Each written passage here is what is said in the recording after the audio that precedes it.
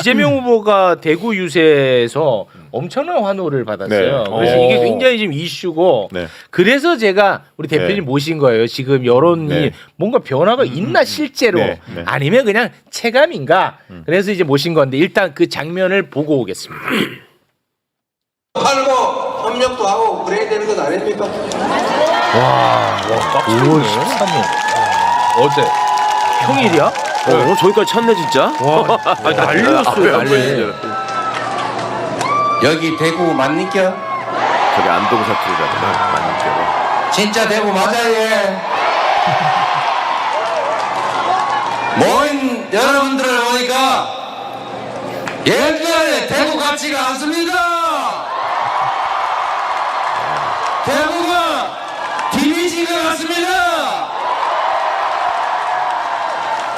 와 진짜 꽉 찼네. 소름 아니야? 저 소름 끼쳤어. 이거 아니 평일이야 평일. 평일이고 권성동이 욕 태바가지로 먹었잖아 대구에서. 와 난 너무 놀랬는데 이게 진짜 뭔가 변하고 있는 건지 지금부터는 여론에 대한 이야기 나눠볼까 합니다. 일단 이 얘기를 드리고 싶은데 네. 지금 전선이요.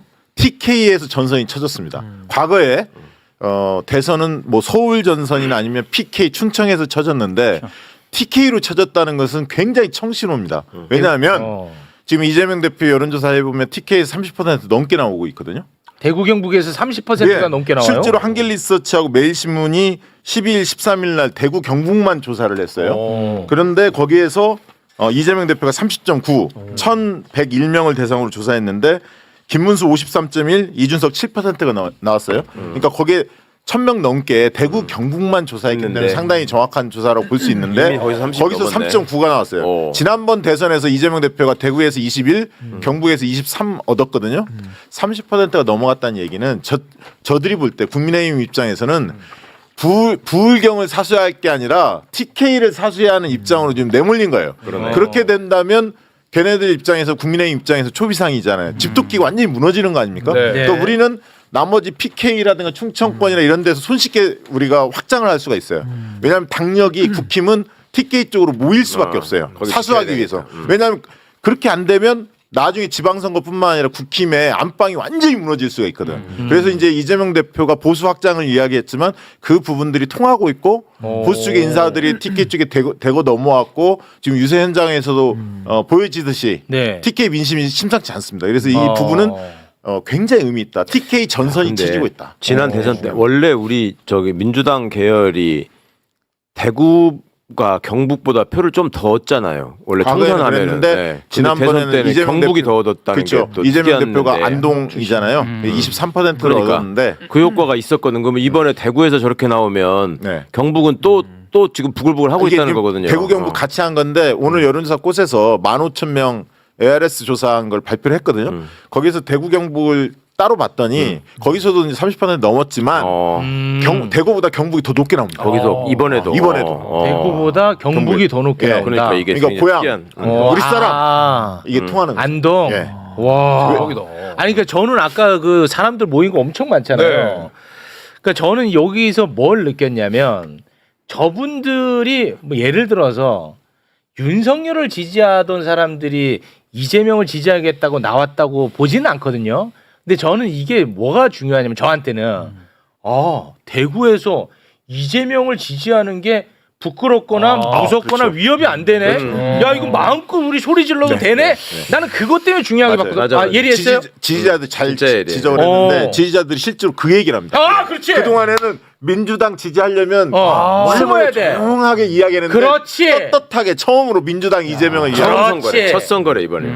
첫 선거래요? 이번 대구 분들이 그러시더라고. 대구의 민주당 지지자들이 나 민주당이고 이재명 지지해라라고 말하는 첫 번째 선거래요. 그렇지. 아니 저도 제가 대학원을 경북대 나왔거든요. 아, 제가 경북대. 인생활도 김천에서 했고 제가 경북 지역에 꽤 그래도 오래 있었는데 지금 저는 동성로 장면 보니까 저 믿어지지가 않는 장면이에요. 저희 동성로를 지금 가득 인파가 민주당 이재명 후보를 지금 지지하거나 또 응원하러 오신 분들이니까 이건 정말 민심 자체가 네. 확실히 이건 변하고 있는 것 저는 같다. 지난번 기체혁명 과정에서 시민들이 직접 목소리 내시는 것 중에 정말 인상 깊었던 장면이 그 부산 온천장에서 저는 노래방에서 일합니다 하고 말씀하셨던 그분 말씀하고 또 나 TK의 딸이 말한다. 아, 대자보 예, 이번에. 있었거든요. 야, 저는 이게 또 지금 떠올라서 TK 콘크리트는 TK의 딸들에 의해 부서질 것이다. 몇 와. 년이 걸려도 반드시 부서질 것이다. 이렇게 끝냈거든요.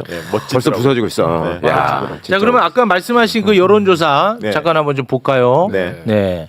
소개를 좀 해주실까요? 아니, 뭐 이게 보이지도 않는데. 야, 이런 걸 올려. 씨. 야, 진짜 보이지도 않게. 그냥 아니 뭐하냐 임마. 네가 보는 걸 올리면 어떡해. 하여튼 저 윤석열 진짜 다 없애야 된다. 했어 그냥. 예. 예. 설명으로 들을까요 그러면? 예, 뭐 김문 아무튼 뭐 한길 리서치하고 아까 한게 그 매일신문이 12, 13일 날 아까 TK 지역만 잠깐만 조사한 요거 게 한길 리서치에서 한 게 네. TK 맞아요 TK? 예, 대구 네. 영북 1,101명을 대상으로 12, 13일 날 조사한 거 자세한 결과는 중앙선관위 홈페이지 참고하시면 뭐 되고요. 얘기도 안 하고 뭐 자세한 것만 얘기해.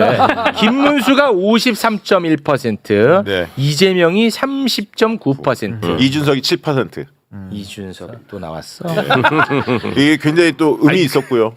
그 다음에 제가 조사를 하나 소개해드리고 싶은 게 최근에 말이죠. 어제 그제 난리를 쳤습니다. 특히 어제 뭐냐면 김문수가 후보 확정된 이후에 네. 최초 조사가 떴다 이러면서 보수 언론들이 대대적으로 띄운 조사가 있습니다. 그렇죠. 예. 그게 뭐였냐면 한길 리서치가 글로벌 이코노믹의 의뢰를 받아서 11일, 12일 양일간 무선 RDD ARS 조사를 한 건데요. 왜 이 조사가 흥미로웠냐면 이재명 49.5, 김문수 38.2 이렇게 나오니까 뭔가 막 좁혀진 느낌이 들었단 말이야. 아. 이걸 대대적으로 띄웠어요. 아, 이걸 언론이. 많이 띄웠어요. 많이 띄웠어. 근데 이 조사는 흔히 말하는 가상번호, 휴대폰 가상번호, 안심번호로 조사한 게 아니라 RDD 방식으로 무작위로 추출했는데 네. 이렇게 되면 되게 이제 튀는 조사들이 많이 나오거든요. 아. 그래서 봤더니 이념 네. 성향 표집을 봤더니 보수가 37.6%가 잡혔고 많이 잡았네. 진보가 28.6이 나왔어요. 보수가 37, 진보가 28 나오면 당연히 이준석과 김문수는 좁혀질 수밖에 없어요. 아. 그렇지 않겠습니까? 보수층이 많이 잡혔어. 그래서 1,513명을 대상으로 조사했는데 이 조사가 나오니까 마치 김문수가 크게 상승하고 이제 게임이 되는 것이냐 언론들이 대서특필을 했는데 택도 없다. 아. 왜냐하면 다른 조사들이 그렇게 나오지 않고 있고 이 특히 이제 RDD 조사는 좀 조심해서 봐야 합니다. 아, 자 그러면은 이거는 예를 들어서 보수가 됐습니다. 과표집된 이유는 네. 최근에 단일화 과정에서 네. 그 보수 지지자들이 뭐 여론조사도 많이 기다렸을 거고 받았을 거고 네. 그것과 관련이 있는 거라고 봐야 돼요? 보통 ARS 조사를 하면 전화면접보다 김문수 조사가 많이 나와요. 우리가 흔히 말하는 여론조사 M 그 다 모아놓고 네네, 지금 MBC가 MBC 에서 발표하잖아요. 하는 거. 네. 그 조사 결과들도 유심히 보면 평균을 잡잖아요. 모든 거에 조사 발표된 거. ARS 조사하고 전화면접 조사 해보면 이재명 대표의 지지율은 거의 똑같습니다. 아. 그런데 김문수 조사는 ARS 조사가 전화면접 조사보다 한 4, 5% 높게 나와요. 전화면접 조사하면 한 29% 정도 나오는데 ARS 조사하면 한 34까지 올라옵니다. 33, 4까지 올라옵니다. 그 얘기는 무슨 얘기냐면 정치 고관여층, 정치에 관심이 많은 사람들이 주로 자동응답 ARS 방식의 응답을 하잖아요. 관심 없는 사람들 끊어버리거든. 끊어버려. 응답을 안 하거든. 아. 근데 대선은 투표율이 지난 대선에서도 77% 정도 투표율을 기록하지 않았습니까? 그러니까 전화면접 조사가 좀 더 적중될 가능성이 높거든요. 네. 그렇게 봤을 때 김문수 후보의 지금 득표율은 30% 언저리 있다라고 저희는 보고 있고요. 뭐 그렇게 나오는 조사들이 전화면접 조사는 많습니다. 참고로 갤럽 조사 같은 경우는 이재명 12, 13일 날 조사했는데 여기는 이제 전화면접 조사로 무선 가상번호를 했습니다. 이재명 대표 51, 김문수 31, 엄청 20%, 이준석 8 이렇게 나왔고요. 흥미로운 것은 이준석과 김문수 1대1 가상 대결 한번 붙여봤는데 누구랑 누구? 이재명과 김문수. 이재명과 김문수. 그러면 이재명 55, 김문수 39 이렇게 나왔어. 16%포인트 차이인데 흥미로운 건 뭐냐면 이준석 표가 어떻게 이게 가지? 왜냐하면 양자 대결하면 이준석 표가 그렇지. 8% 나왔는데 이게 어떻게 흩어지지? 이걸 분석을 해봤어. 해봤더니 이준석 표의 30%는 이재명으로 가고 이준석 표의 55%는 김문수로 가는 거예요. 그 15%는 13%는 잘 모르겠다, 없다 이렇게 응답을 했는데 그 얘기는 뭔 얘기냐면 네. 양자대결 후보 단일화의 효과가 그렇게 크지 않다. 그렇지 않다는 거야. 그치 흩어진다는 거야. 그 얘기를 많이 하고 돌아다니셔야 돼. 그러면 단일화 못하게. 단일화 안 됩니다. 아니 안 된다고 하지 마시고 그 얘기를 많이 하시라고. 예. 이준석한테 지금 전화해. 의미 없다고. 의미 없다. 이준- 아니지 김문수한테 해야 된다. 죄송합니다. 네. 김문수한테 해야지. 김문수한테. 오케이. 그리고 여러분들도 오늘 한 가지는 좀 이야기 드리고 싶은 것은 중앙 그 여론조사 심의위원회라고 있습니다. 모든 여론조사를 볼 수 있는 네. 거기에 꼭 한번 들어가 보실 필요가 있는 게 과거에는 여론조사하면 몇 시부터 몇 시까지 조사한 것을 제대로 안 썼어요. 그러니까 예를 들면 자기가 오후 낮에 한 두세 시간밖에 조사 안 했는데 그래서 아침 10시부터 저녁 10시까지 한 것처럼 이렇게 기록했는데 중앙 여론조사 심의위원회에서 앞으로 그렇게 하지 마. 정확하게 해줘. 이렇게 한 다음에 네. 모든 여론조사 기관들이 제대로 이제 자기들이 실제 한 시간들을 기록하기 시작했어요. 흥미로운 거 제가 소개를 드립니다. 왜 여론조사 꽃이 정확한지를 이유를 설명드릴게요. 네. 여론조사 꽃은 오늘 발표한 조사에서도 근데 하나 그 별것도 아닌데 지적 하나만 할게요. 여론조사 꽃은 이렇게 좀 발음해줘. 내가 들을 때마다 아주 괴로워 죽겠으니까. 받침 넘어와서. 난 아주 괴로운 사람이니까. 여론조사 제발. 꽃은 네. 꽃은 하필이면 이 사람이 맨날 여론조사 꽃 발표를 내. 근데 맨날 여론조사 꽃은 돌아버릴 것 같아. 내가 별건 아니지만. 예. 그거 좀 지켜주시면. 네. 오후 1시부터 9시 반 저녁까지 합니다. 9시 반 이거 특이한 겁니다. 마지막 날에는 물론 3시 10분에 끝냈는데요. 4일 동안 조사했는데 10일, 11일, 12일 3일간은 1시부터 9시 반까지 했어요. 마지막 날은 1시부터 3시 10분 15,000명을 그렇게 조사를 했습니다. 저녁 시간에 한다는 얘기는 직장인들 응답하기 편할 그렇죠. 거 아닙니까? 그렇습니다. 퇴근 이후니까. 네. 그런데 다른데 조사 기관들 해보면 말이죠. 예를 들면 갤럽 같은 경우는 오후 7시 반에 끝냈고요. 12일 같은 조사에서 엠브렌 YTN 조사도 오후 7시면 끝냈고 리얼미터는 더 일찍 끝냅니다. 거기 들어가면 다 나와요. 그러니까 이런 것들을 잘 보실 필요가 있어요. 왜냐하면 조사 시간대를 어떻게 하느냐에 따라서 이 진보 표직이 달라집니다. 그 리얼미터는 빨리 끝내요. 네, 아니 제가 뭐 구체적으로 시간은 이야기하지 않겠습니다. 들어가면 다 확인할 수 있습니다. 이택수 대표가 그냥 그 워라벨을 좀 즐기시는 아니 리얼미터는 늘 한 5시경에 끝냈어요. 리얼미터 에너지 경제신문 최근에 발표한 것도 워라벨. 시간대로 들어가 보죠. 근데 그렇게 하면 아까 저녁 시간에 응답하기 편한 직장인들이 조금 더 적게 표집될 수밖에 없다. 네. 그럼 요거 제가 또 항상 궁금한 게 뭐냐면 아까 뭐 이제 보수 과표진 뭐 이런 표현 쓰시지 않았습니까? 네. 그러면 보수가 몇, 뭐 진보가 몇, 중도가 몇, 막 이런 게 나오더라고 보면. 주관적 이념 성향이죠. 네, 근데 나는 도대체가 받아들이기 어려운 게 중도가 어떻게 내란 세력을 지지하는 게 어떻게 중도일 수 있냐는 거야. 아니 그 중도층에는 정치 정관층이 상대적으로 많은데요. 네. 보수의 실망에서 중도층으로 옮겨온 사람도 있습니다. 왜냐하면 지금 시점에 너 이념 성향이 뭐야 이렇게 묻는 거거든. 그러면 과거에 내가 보수 성향이 좀 강했어도 나 쪽팔리니까 요즘에 중도야 이렇게 이야기하는 사람 당연히 있죠. 주관적인 거니까. 그러면 그때 ARS가 당신은 중도가 아닙니다라고 아니 그렇잖아.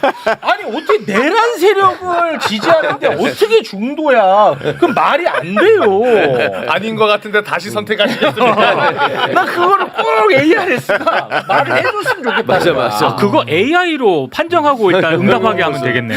근데 ARS 조사는 거짓 응답이 꽤 많아요. 어떤 거냐면 안심번호로 받아오면 그 사람이 어느 지역에 사는지 알거든요. 네. 대구에 사는지 광주에 사는지 안단 말이에요. 안심번호에 다 성, 연령, 지역이 표시가 돼 있거든. 근데 이 사람이 자기 대구 서울 사람인데 사람이라고. 광주를 누른 거야. 그래서 유독 보시면 ARS 조사와 전화면접 조사의 가장 큰 차이는 뭐냐면 대구 지역이나 호남 지역을 보면 튀는 조사들이 나옵니다. 왜냐하면 상담원이 직접 전화하는데 사투리 쓴 사람이 대구 사투리 쓰는 사람이 나 광주예요. 이렇게 할 수는 없잖아요. 면접원 앞에서 그건 티가 나잖아요. 그렇게는 못 하거든. 근데 자동응답 방식에서는 누가 볼 수 있는 게 아니니까 마음대로 누를 수가 있어. 그래서 그런 10대가 20대라 그러고. 연령 속이는 것도 실제로 나오고요. 전화면 나 10대야. 10대 김문수 지지에 김문수가 제일 뭐야. 아, 얘 여기 부산인데요. 와, 나는 그냥 뭐 부산에서도. 아 그래서 좀 튀는 게 네, 나온다. 나옵니다. 그리고 여론조사 꽃은 이번 조사에서도 네. 보수가 28.9% 표집이 됐고요. 진보는 24.7. 여기서도 보수가 많이 잡혀요. 그것도 좀 한번 생각을 해봤으면 좋겠습니다. 네. 그럼 요거 이제 질문 하나 해보겠습니다. 지금 제발 이번 대선에서 국민의힘 망하라라고 유튜브를 하고 계시는 한동훈 선생님이 계십니다. 나방신. 예, 제 눈에는 그렇게 보인다는 네. 거예요. 한동훈 표가 분명히 존재하거든요. 네. 국민의힘은. 예. 그러면 한동훈을 지지했던 그 표심은 어디로 갑니까? 그러니까 지금 한동훈을 네. 지지했던 국민의힘 당원이 이번 그 김문수와 양자 대결에서 39% 나왔다는 거거든요. 당원 선거인단에서는. 그러니까 그만큼 당원 쪽에서는 한동훈을 지지하는 게 한 그 10명 중 4명 꼴 되는 겁니다. 그거 꽤 된다는 김문수가 거야. 10명 중 6명 꼴 되는 거고요. 예, 예. 물론 지지층으로 좀 더 확장을 하면 또 다른데 저는 한동훈 지지층의 핵심 지지층은 기권을 하거나 아 기권 그거 좋다. 네, 기권을 하거나 저기 이준석을 일부 지지할 가능성도 저는 있다고. 왜 그러냐면 한동훈 핵심 지지층은 이 당권을 자기가 먹어야 하거든. 대선 때 쉽게 얘기하면 국민의힘이 폭망하는 게 좋아요. 한동훈이 무혈 입성할 수 있거든. 네. 야 친윤 때문에 진 거야, 윤석열 때문에 진 거야. 이렇게 몰아붙이기에 좋지 않습니까? 네. 그런 면에서 솔직히 이재명 대표를 찍을 가능성은 그렇게 크진 않겠지만 그렇겠죠. 네. 기권하거나 이준석을 찍을 가능성이 제법 있다. 근데 저는 이 부분은 조금 저는 이제 뭐 데이터 전문은 아니니까 저는 옆에서 경험적으로 봤을 때는 사실 한동훈 지지자라고 쓰고 그 안에는 유승민 전 대표 지지자들도 많이 들어가 있어요. 그러니까 한동훈의 유승민. 다 전체 지지가 아니고 조금 그래도 보수 안에서 말이 통한다는 사람들이 다 그 안에 모여 있는 거거든요. 네. 근데 그 사람들이 개혁신당 안 따라가고 여기 남아 있는다는 이유는 뭔가 이준석에 대한 비토 감정이 분명히 있어요. 그러니까 저는 투표 포기가 가장 많을 것 같고 두 번째는 오히려 저는 민주당 지지로 많이 갈 것 같습니다. 왜냐하면 정책적 차이도 별로 없거든요. 근데 그동안에는 이재명 대표를 못 찍었던 이유가 약간 그 사법 리스크 내지는 소위 이 보수 진영에서 써먹어왔던 수법인 악마화 전략 이게 굉장히 그들을 못 찍게 만들었는데 최근에 이 내란을 겪고 이 사법 카르텔 뭐 검찰 카르텔 우리가 다 지켜보면서 그 악마화 프레임이 작동을 못해요. 그러면 오히려 정책만 놓고 보고 뭔가 유승민 전 의원이 지지했던 그런 정책 노선들 있잖아요. 그걸로 보면은 전 이재명 대표가 민주당 지지로도 꽤 많이 갈 것 같다라는 생각이 듭니다.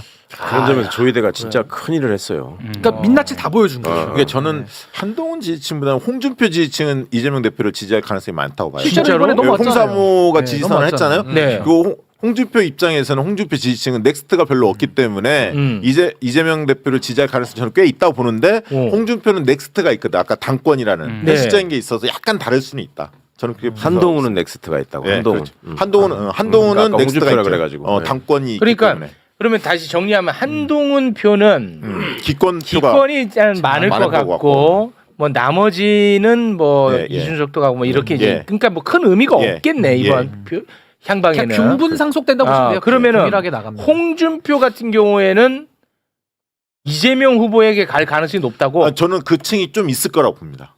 그러면 네. 그 규모는 어느 정도일 거라고 봐요. 홍준표를 지지하면 하는 표. 그러니까 지금 홍준표가 우리가 여론조사에 보면 제일 많이 나오는 계층이 누구였냐면 20대 남자, 30대 남성이었어요. 실제로 홍준표 지지층은. 20대. 예. 근데 그 층이 홍준표가 떨어지면서 이준석 쪽으로 좀 붙었거든요. 최근에 여론조사 해보면. 그게 사실입니다. 그래서 이준석은 홍준표를 막 부해하잖아요. 네, 맞아요. 근데 그 중에서 홍준표 지지층에서 이준석으로 안 가고 이재명 대표 쪽으로 오는 표들이 있어요. 왜냐하면 되는 사람 밀어주고 이재명 대표가 중도 보수 전략들에 대해서 진심이 느껴진다, 진정성이 느껴진다 이렇게 판단하는 층이 있기 때문에 네. 저는 이준석 가는 표하고 이재명 대표 지지하는 층하고 분화될 가능성이 있다. 아니 근데 이번에 한번 보세요. 그 홍준표 시장에 대해서 얼마나 다 공을 들이고 있었습니까? 심지어 이준석 후보는요. 홍준표 전 시장 출국할 때 공항까지 네. 쫓아가서 배웅을 그랬구나. 했어요. 그렇습니다. 그렇게 공을 들였는데 홍준표의 책사라고 불리는 이병태 교수 이번에 민주당에 어쨌든 뭐 선대위까지는 아니더라도 민주당 간다라는 입장을 본인이 밝혔고 네. 또 홍준표 전 시장의 지지자 그룹들 이번에 아예 이재명 대표 지지 선언을 해버렸어요. 네. 그러니까 그렇게 보면 홍준표 시장의 지지 그룹 안에 뭐 2030 일부 남성들은 뭐 이준석 후보 쪽으로 갈 수도 있겠으나 네. 전 나머지 대다수의 분들은 투표 포기 아니면은 민주당 지지로 갈 가능성 매우 높다. 전 그렇게 봅니다. 근데 좀 슬프다. 그렇게 저기 경쟁하다가 안 된 사람들 표가 어디로 가느냐 얘기하는데 안철수는 아예 얘기도 안 했죠. 그게 아니야. 경쟁 그게 아니고 열심히 안철수는 아니 안철수는 지금 김문수한테 가 있으니까 가 있지 않아요. 몸만 가 있지. 아니 그러니까 그래서 안 물어보는 거지 무시해서 그런 건 아니야. 안철수는 김문수한테 가 있으니까 안 물어본 거예요. 네. 하여튼 그 나쁜 새끼 무시한 거 아닙니다. 네. 이게 오세훈도 완전 꼬였잖아요. 아, 오세훈. 한덕수 쪽에 확 붙었다가 낙동아 오리알 됐죠. 네. 그러면은 앞으로 표심에 영향을 끼칠 만한 변수는 가령 어떤 게 있을 수 있습니까? 앞으로. 뭐 진짜 단일화 변수가 하나 남긴 남았는데 그거는 뭐 저는 가능성이 별로 없다고 봐요. 아, 변수는 되긴 한다는 거죠. 그렇죠. 변수는 왜냐하면 격차는 약간 줄을 수는 있죠. 아, 그래? 그러나 저는 한 자릿수로 좁힐 가능성 거의 없다. 아까 이야기한 대로 이준석의 지지층이 김문수를 그리고 탄핵에 그 반대 세력을 용인 못하는 층들이 분명히 있거든요. 그리고 이준석의 미래를 봤을 때는 지금 합치는 게 의미 없다 이렇게 보는 층이 있기 때문에 네. 시너지가 전혀 안 난다. 그래서 실현될 가능성이 굉장히 적다 이렇게 보고 있고요. 그러니까 단일화해서 플러스가 안 되면은 이준석이 거기에 응할 필요가 없잖아. 아니, 근데 돈 문제는 또 있을 수 있잖아요. 돈 문제는 문제. 있는데 버텨서 국민의힘이 몰락하면 이준석의 몸값은 올라가게 돼 있거든요. 대선 이후에 그걸 누리지 않겠습니까? 선거비 보전은 몇 퍼센트 받아야 돼요? 10%를 넘어야 반. 10에서 15%까지 돼야 절반을 받고요. 15%를 넘으면 100% 보전을 받습니다. 그럼 10% 밑에는 한 푼도 못 받죠. 한 푼도 못 받아? 예, 거지 신세가 되는 겁니다. 이준석 끝까지 버텨야 돼. 이준석 응원해야 돼. 아이 보여줘야지. 근성으로 가야지 이준석. 그럼요. 우리가 9.95까지 만들어줘. 아, 9.98 정도. 9.98. 그러면 아마 미쳐버릴 거예요. 아 이준석 마지막까지 가야지. 이준석이 진짜 좋은 말씀 하셨는데 나 이거 비판하려고 이거 꾹 쥐고 있었거든. 이거 칭찬으로 바꾼다. 이준석이 나는 1등 할지 3등 할지 모르지만 김문수는 확실히 2등이다. 이런 주옥 같은 말씀을 하셨습니다. 저의 좌우명으로 생각합니다. 진짜 우리 이준석 후보님은 1등 할지 3등 할지 모르죠.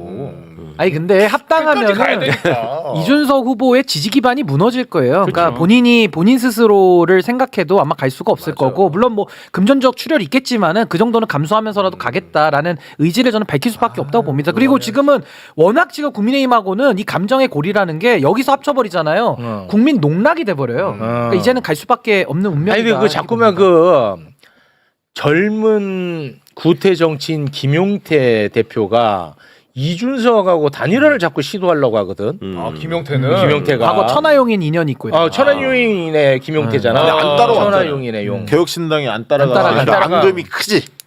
아니 근데 한데 계속 김용태는 김용태가 하고 싶대. 나 그 불안해. 아니 근데 김용태 위원장의 실권이 얼마나 없는지는 아까 우리가 봤잖아. 신동욱 수석을 통해서도 확인을 했기 때문에 김용태 그냥 본인 역할은- 사견이죠. 본인 사견. 그럼 예. 단일화가 아니에요. 김용태 역할은 그냥 말대로 얼굴 마담이고 비석 닦는 게 기꺼이 역할이지. 얼굴 마담. 근데 그게 비석 닦는 사람이 왜? 그게 국민의힘 전략이에요. 안 될 거 알면서도 아, 계속 그- 하는 척을 해야 그렇죠. 그 아직 표심을 정하지 못한 보수 이탈층이 그래도 국민의힘 저 이준석 손잡으려고 하네 이렇게 해서 표를 끌어모으려는 전략입니다. 그럴 속지 수 마세요. 있겠네. 아니, 저는 그래서 김용태 지금 이제 비대위원장이 더 괘씸한 게 본인도 잘 알 거예요.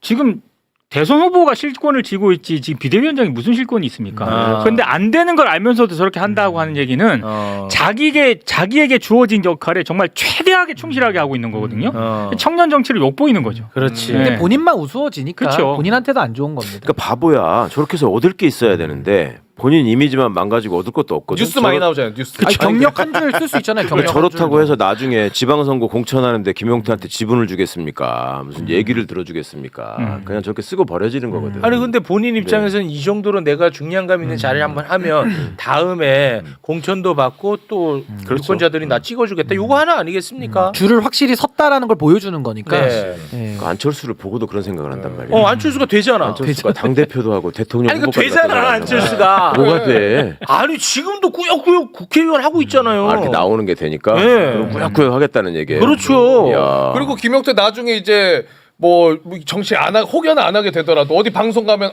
김용태 전 위원장님 이렇게 불러줄 거 아니에요. 네. 그거 보고 하는 걸 수도 그거 있죠 뭐. 대표라고 부를 수도 있어요. 어. 비대위원장인데. 이준석 그때 한번 대표하니까 맨 대표잖아. 그러니까. 이준석. 아니 근데 아니 이준석님은 대표 자격이 있으시나? 아니 대표님이시지. 아니 근데 저는 이준석 후보의 이번의 역할은 저는 그래도 굉장히 유의미한 역할을 하고 있다고 봐요. 그러니까 보수의 종말 제가 저자로서 진짜 국민의힘 깨 부숴야 되는데 네. 이게 그 관성이 있어가지고 기득권 한 번에 깨기 굉장히 어렵거든요. 특히 그렇지, TK 어려워. 민심도 마찬가지고. 근데 이준석 의원이 약간 마취제 같은 역할을 한다. 딱 이렇게 발라놓고 더 잘 깨지게 촉매제 역할을 지금 하고 있기 때문에 네. 저는 그런 부분에서는 꼭 완주를 해주시기를 예, 부탁하고 싶습니다. 이준석이 전략을 잘못 세우고 있는 게 모두 까기 전략을 하고 있거든요. 네, 맞습니다. 모두 그러니까 까죠. 뭐 김문수, 이재명 다 깐단 말이죠. 근데 비중을 김문수를 한 80% 이상 까야 돼요. 왜냐면 그쪽에서 표를 받아야 하거든. 그렇지. 이재명 대표 지지층에서 이준석 지지할 사람이 없어요. 나 하나 있겠지. 아니 근데 나는 솔직히 이 여론조사 볼 때마다 너무 스트레스 받는 게 총을 들고 나왔는데 국민에게 총을 겨눴는데도 30% 넘는 거는 그냥 기본으로 시작하니까 나는 이거를 나는 솔직히 못 받아들이겠거든요. 저는 너무 고통스럽습니다. 솔직하게 말씀드리면. 네, 그래서 네. 30년 집권해야 한다 이런 얘기가 나오는 거예요. 사람들의 생각이 바뀌려면 한 집권 세력들이 잘해서 그렇게 해야 바뀐다는 거죠. 참 어려워 정치가 그러니까. 보면. 네. 진짜 쉽지 않은 일이죠. 진짜 어려워 정치. 어제 우리 박지영 TV에 어떤 분이 댓글 그거 다셨잖아. 80 넘으신 할머니를 설득하고 맛있는 거 맨날 사다 드리고 해서 거의 다 설득이 됐대. 근데 마지막 남은 관문이 이재명이 눈이 너무 작다고 계속 주장하십니다. 그럼 방법. 그러니까 이게 진짜로 방법 없어. 진짜로 어려운 일이니까 그걸 뭐라 그래.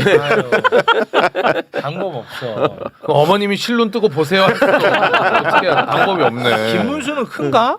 김문수 조금 좀 더 나. 일부러 그거 하나 잡은 거 아니야? 그러니까 찾아내는 거지. 찾아낸 뭐라도. 거지? 뭐라도 찾아내는 거야. 그거 극복하면 또 딴 것도 그렇지. 그러고 나면 다음에는 또 안경 써서 싫다 그러고 바로 그래. 나이가 많은데 턱걸이도 몇십 개 하더라. 이렇게 나오는 거죠. 그지? 네. 그러니까 방법이 없어. 이게 참 정치가 너무 어려워 변한다는 게. 그래도요 희망을 느끼는 게 TK가 아까 30% 넘는 조사들이 계속 나온다는 것은 대단한 겁니다. 대단한 겁니까? 진짜로. 예. 그래요. 총 대단한- 들고 나왔는데도 아니 국민한테 총을 겨눴는데도 이걸 대단하다고 대단한 건 맞지만 대단하다고 우리가 얘기하는 게 나는 솔직히 좀 서글퍼요. 그러니까 그동안의 정치 문법이 너무 뒤틀려 있었던 거예요. 그러니까 상대를 악마화해뒀기 때문에 자기 진영에서 지금 우리 최욱 MC님 말씀대로 총칼을 들고 지금 국민들 앞에 왔는데도 네. 그게 정당화될 만큼 상대가 악마화 더 돼 있어요. 그러니까 내란을 일으키지도 않은 이재명 후보에 대해서 집권하면 무조건 뭐 독재할 거다라는 식으로 프레임을 씌워버리니까 그게 네. 또 먹혀버리는. 그러니까 전 이게 참 한국 정치의 좀 비참한 현실 아닌가. 그러니까 라는 진보 생각이 듭니다. 보수를 얘기하면서 이제 극단적인 대립이 있다 이렇게도 표현하시는데 사실은 이제 다 가짜 보수고 제대로 된 진보가 아니기 때문에 헝클어져 버린 거지 이게. 맞습니다. 이거 진보 보수를 얘기할 때 전제는 민주공화정을 인정하고 그 네. 위에서 입장 차이가 있을 때 진보 그렇지. 보수인 거예요. 예. 근데 이거는 이미 공화주의를 무시하는 그냥 맞습니다. 왕당파들이 지금 악을 쓰고 있는 거기 때문에 네. 총이건 쇠사슬이건 뭐 아무 눈에 안 보이는 거야. 맞아. 네. 그게 문제인 거기 거지. 주력이 검찰 출신들이고 또 그렇지. 언론이 편승해 있고 이러니까 어려운 거예요 이게. 네. 그래서 제가 이준석 후보에 대한 해악도 이준석이라는 정치인 개인을 말하는 게 아니라 그 권력과 힘을 모으기 때문에 이게 힘들다라는 겁니다. 네. 방송도 참 힘든 게 네. 아까 제가 최강욱 의원한테 그 안철수 패러디한 거잖아요. 네, 그러니까 목소리 근데 같아서. 아니 너 왜 너보다 나이 많은 사람한테 나쁜 새끼라고 하냐고. 그 안철수 의원이 직접 패러디인데. 그럼 그 얘기 듣고 웃은 나는 뭐야?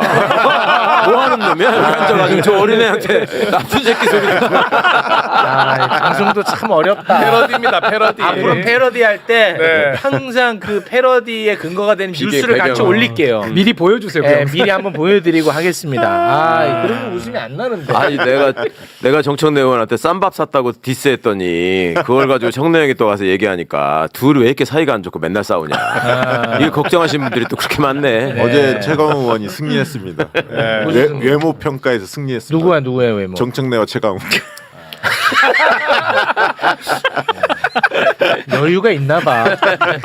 요즘 여유가 좀 있으신가 봐. 시간적 여유가. 네, 고맙습니다. 자, 그럼 오늘은 여기에서 마무리를 지을까 하는데 끝으로 박제 차원에서 하나 여쭤봅니다. 네. 그러면 이번 대선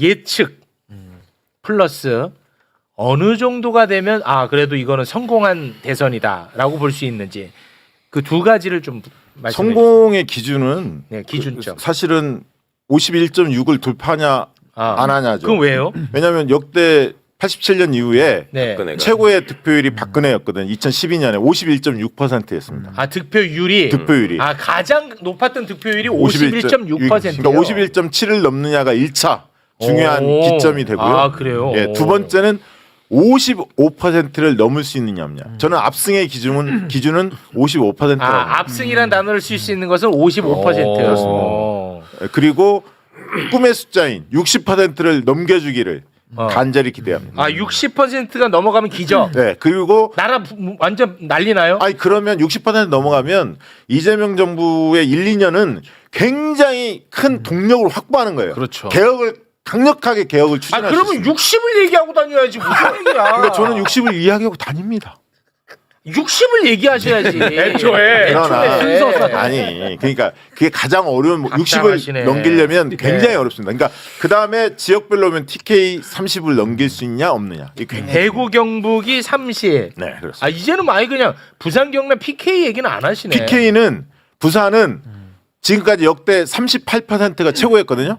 저는 45% 도달할 수 있다고 봅니다. 부산은. PK가 부산 경남이 45%. 예, 넘길 수 있냐 없냐 중요합니다. 45%.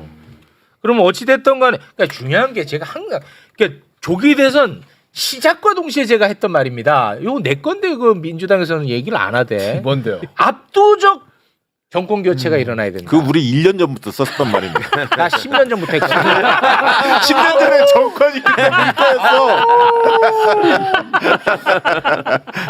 그러면 그래야 이제 그 동력을 받아서 맞습니다. 내란을 종식하는데 종식하는데 개혁을 추진할 수 있는. 그렇습니다. 그게 이제 60이라고 보신다는 거죠.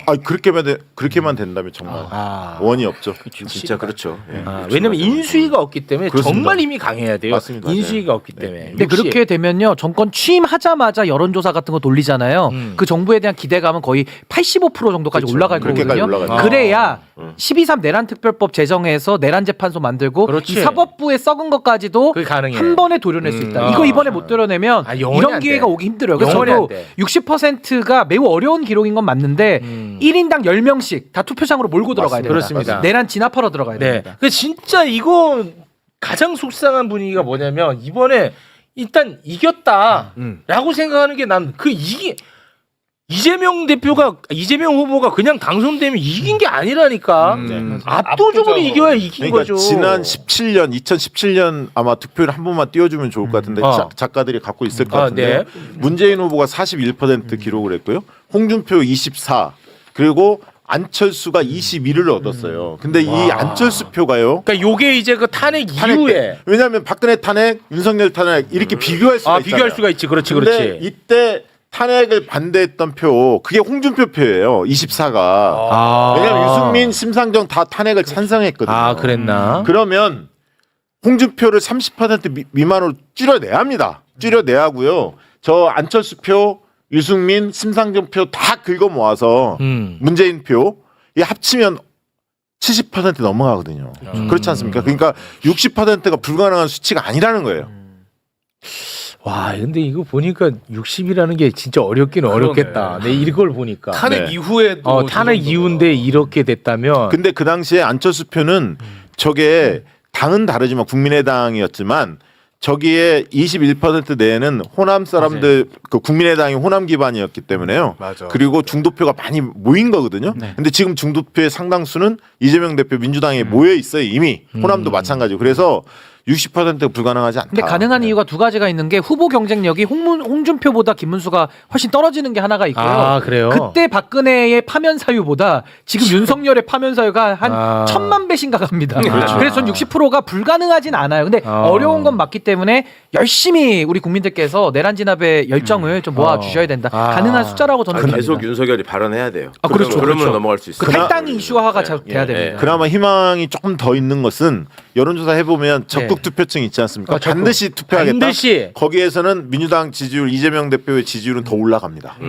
국민의힘 쪽은 제자리가 조금 빠집니다. 그러니까 그만큼 투표 열기가 이재명 대표를 지지하는 민주당 지지층이 높다는 얘기거든요. 실제로 조사해 보면. 예. 투표를 꼭 하셔야죠. 그러니까. 그래서 우리 매불쇼가 역할이 되게 필요해요. 매불쇼에서 진짜 투표 더 많이 독려할 수 있도록 많이 보시니까 머리 한 번 더 정말 깎으니까. 예, 매불쇼 매불쇼가 역할을 좀 아니 아직 잘하지도 않았는데 뭐 다른 거 60% 걸어요. 60%. 걸 거 없어요 다른 거? 자, 그러면 이 전 대선 투표율이 77%인데 네, 77. 그럼 이번에는 77%보다 높을 거로 예상하는 상황이에요? 아니면 낮을 거로 예상해요? 저는 그 투표율은 엇비슷할 것 같아요. 78 정도 예상하는데 왜냐하면 보수층들이 투표를 많이 안 할 거예요. 아, 진보층은 그쪽에서는 좀 열심히 하고. 빠지고. 네. 왜냐하면 2017년에 투표율도 77.2였어요.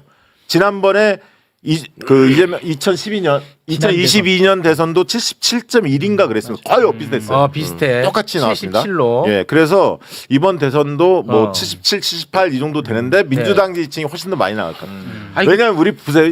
2007년 대선에 이명박이 독주할 때 정동영 할 때 민주당 지지층이 투표장 안 안 갔잖아요. 나갔어, 안 이미 나갔어. 판이 끝났기 때문에 맞아. 안 간 거거든. 마찬가지로 이번에 아. 국민의힘 지지층이 투표 포기할 확률이 굉장히 높습니다. 국힘이 안 나올 것 같아요. 저는 또 황교안 선생이 큰 역할을 할 거라고 봐요. 부정선거기 때문에 네. 사전 투표를 하면 안 돼요. 맞아요. 김문수도 거기에 동의하는 네, 입장이에요. 사전 투표를 철폐하자는 입장이에요. 그러니까 그 이번에 또 사전 투표 평일 날이잖아요. 네네. 그러니까 우리 목금. 지지자들은 대거 나가서 투표를 할 거고 저분들은 부정선거를 걱정하시기 때문에 사전 투표하면 안 되거든. 그럼 당일 날 투표를 해야 돼요. 그러면 지지율 격차가 거기서도 생길 수 있지. 그러면 그 전에 대선 할 때는 사전 투표가 주말이었어요? 늘 금토인데 토요일 보궐선거는 끼고 했지. 보궐선거는 금토야. 요일에 대해서 자율적으로 정하게 돼 있어요. 그러니까 정기적인 대선은 늘 저희 수요일 날 하고 그 5일 전인 금토가 사전 투표가 정착이 돼 있고 제도로 정착이 돼 있는데 금토로. 5일 전에 해야 돼요. 근데 이번에는 투표일이 화요일로 정해졌잖아요. 왜냐하면 60일 전 그때 탄핵이 이루어진 게 수요일 날인가 그래갖고 그래? 딱 화요일로 정해지다 보니까 이게 목금으로 사전 투표가 5일 전 이렇게 바뀐 그게 겁니다. 좀 아쉽네. 예, 근데 2017년 그때도 목금이었어요. 본투표가 화요일이었고 문재인 당선될 때도 똑같았습니다. 근데 그때 투표율이 지금 77.2였으니까 네. 뭐 투표율이 더 떨어질 가능성은 없다. 그래요. 진보층은 더 높아질 테니까요. 아니 진짜 이 대선 한번 잘못 치르면 얼마나 고통스럽고 나라가 얼마나 박살이 나는지 진짜 너무 우리가 뼈저리게 느꼈잖아요. 정말, 이번에 진짜 네, 투표를 높아야 돼. 맞아 진짜. 네, 네. 그렇습니다. 예. 아니 그 고생이 그냥 우리나라 좀 진짜 먹고 살기 힘들다가 아니라 그게 아니라 진짜 이거는 뭐 완전히 그래서 다섯 글자가 떠오릅니다. 그랬어. 투표 마려워. 투표 말이야. 아니, 그게 많이 회자되고 있어요. 투표가. 아니야 그 투표 쌌다로 아니 무슨 얘기 아니야. 투표 싸고 와야 돼. 마려울 문제가 너무 힘들어 진짜 투표 지렸다로 갑시다. 마려워서 될 일 아닙니다. 진짜 제발 좀. 그리고 투표 당일에 SNS에 못 참고 지렸다. 인증 약간 아니 나도 그래서 지렸다. 지렸다. 어린이집 유치원 선생님들이 그거 했었어요. 보궐선거 때 아이들한테 그렇게 가르쳐 줍니다. 투표하는 게 중요하다. 그래서 엄마 아빠하고 같이 투표장에 가서 그거 투표한 장면들을 보내라. 이런 그 교육을 시킨 사람들이 있어요. 실제로. 그래서 엄마 아빠하고 같이 이제 어린이들은 들어갈 수가 있잖아요. 네. 투표장에 들어가서 그런 것을 보내오고 그런 교육들이 굉장히 중요합니다. 민주주의 훈련이 필요하죠. 투표율이 한 80%는 됐으면 좋겠다. 이번에 80%. 그러니까 윤석열 얼굴을 계속 보면 볼수록 국민들이 투표장 나가고 싶을 거기 때문에 네. 계속 좀 봤으면 좋겠어요. 네, 더 알겠습니다. 나가게. 투표율 80%, 득표율 60%. 아, 86 너무 좋습니다. 제가 86. 86년생이거든요. 아, 86. 내가 86학번이야. 86 너무 좋네요. 86. 제가 68년생이니까 아, 좋아, 좋아. 아 그럼 80, 60에 또 이번에 거는 겁니까? 좋아, 좋아. 요걸로 갑니다. 외우기 쉽게. 86. 네, 요걸로 가겠습니다. 자, 그러면 아우, 오늘도 시간이 엄청 많이 지났네요. 이 시간을 했네. 또 4시 됐다. 야. 아유, 알겠습니다. 예. 여기서 마무리 짓겠습니다. 함께 해주신 네 분 진심으로 고맙습니다. 고맙습니다. 감사합니다. 감사합니다.